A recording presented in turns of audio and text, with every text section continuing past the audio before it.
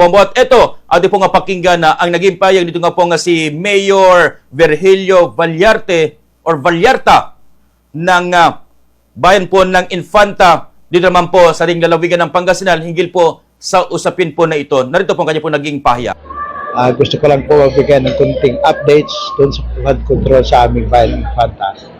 As of now, meron kaming malaking ongoing project doon na related sa flood control.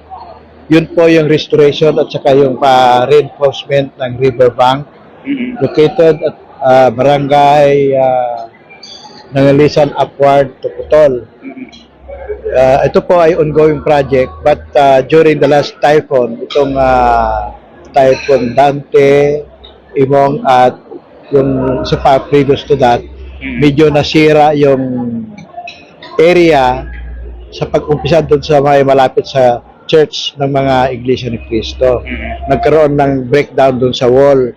Siguro dahil sa massive flow ng water coming sa itaas, nasira yung part ng dike. But ang repair, restoration is ongoing hanggang ngayon. So hopefully, with that, tuloy-tuloy pa rin ang paggagawa nila yung reinforcement ng riverbank in that area.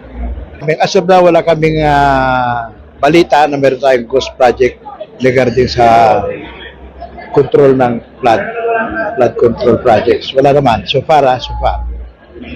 So, sa ngayon po, Mayor, yun lang pa lang po ang ginagawa po. Yun. Pero marami na rin po na mga paparating pa rin po na project na. Yes, meron sa for the year 2026 na siguro na budget.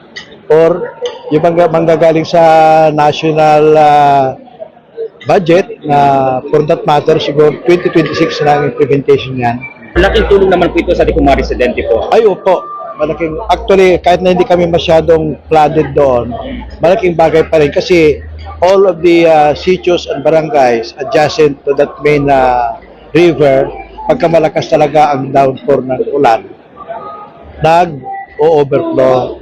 Lalo na pagka natapat sa high tide, ang dagat, tumataas ang tubig. Pero very rare yung nag-overflow yung river.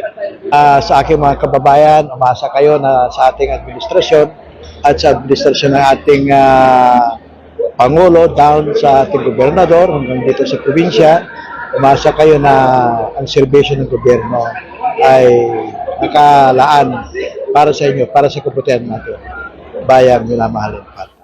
Yan po mga kabombo.